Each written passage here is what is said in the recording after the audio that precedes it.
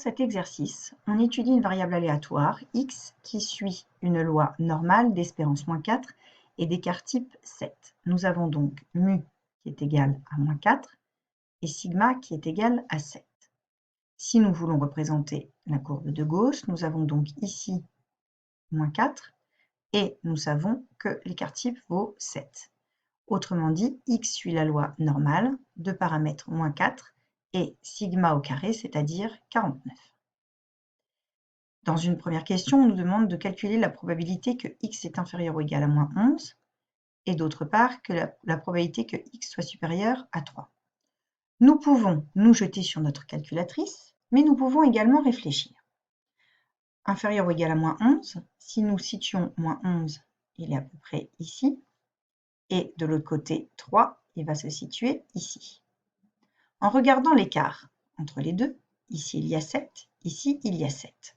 Donc, nous savons que ici, nous nous situons dans la probabilité que x appartienne à mu moins sigma, mu plus sigma. Et nous avons vu dans le cours, si je fais réapparaître le cours, que la probabilité d'être dans mu moins sigma, mu plus sigma est de 0,683. Ce qui veut dire qu'ici, nous avons 0,683. Cela laisse donc, pour ces deux petites franges ici et là, une probabilité de 0,317. Sachant qu'il y a symétrie, cela veut dire que la probabilité d'être inférieure ou égale à moins 11 et la probabilité d'être supérieure à 3 sont égales. Le inférieur ou égal et le supérieur strict ne jouant pas dans une loi à densité, on peut donc diviser 0,317 par 2,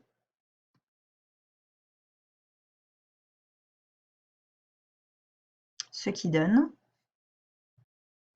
0,1585, sachant qu'on arrondit à 3 décimales, on va arrondir par excès, donc 0,159. Et on a le même résultat pour la probabilité que x soit supérieur à 3. Ensuite, la probabilité que x soit compris entre moins 11 et 3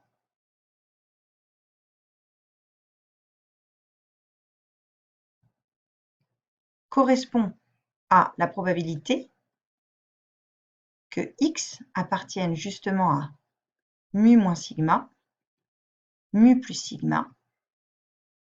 Cela correspond à l'aire que j'ai représentée en rouge ici, environ 0,683. La probabilité que x soit inférieur à moins 11 ou x supérieur à 3.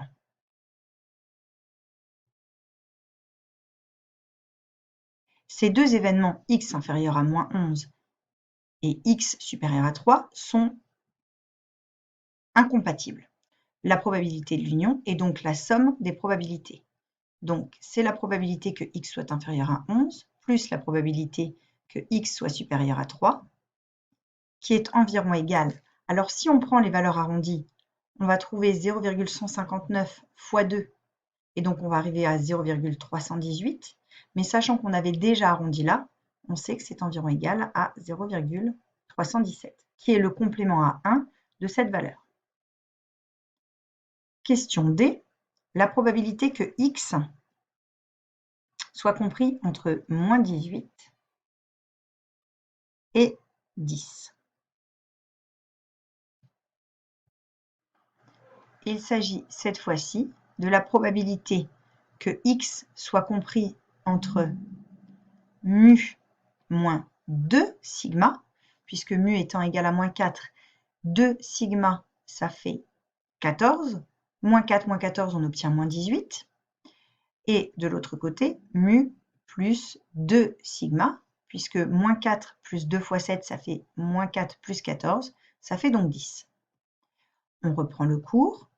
La probabilité que x soit compris entre mu moins 2 sigma et mu plus 2 sigma est égale à 0,954.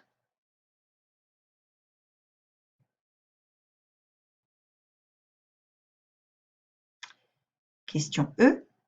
La probabilité que x soit inférieur ou égal à moins 18 ou x supérieur à 18.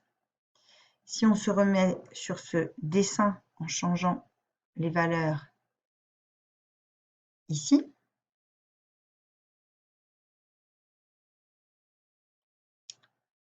si nous mettons moins 18 ici et 10 ici, nous avons donc 2 sigma de part et d'autre. La probabilité ici, on vient de la calculer, elle est de 0,954. Du coup, la probabilité pour être inférieur ou égal à moins 18 ou être supérieur ou égal à 10, et l'air en verte, c'est le complément à 1 de 0,954. Ça va donc être 0,046.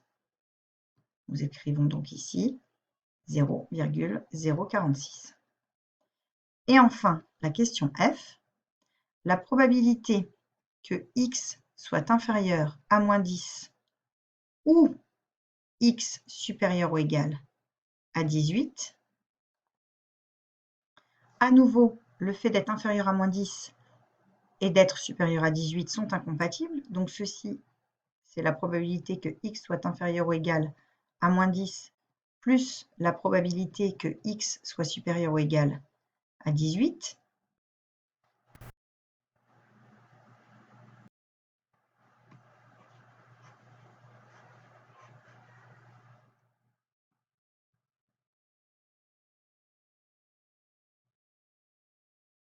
Ce qui nous donne, grâce à la calculatrice,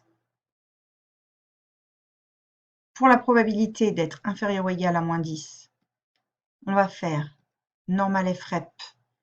Donc, inférieur ou égal à moins 10, c'est que l'on va partir de moins l'infini que l'on note, moins 10 puissance 99 jusque moins 10, avec les paramètres moins 4 et 7. À ceci, nous allons ajouter la probabilité d'être supérieur ou égal à 18, seconde distrib normal FREP, la borne minimum 18, la borne maximum 10 puissance 99, toujours pour les paramètres moins 4 et 7, et nous obtenons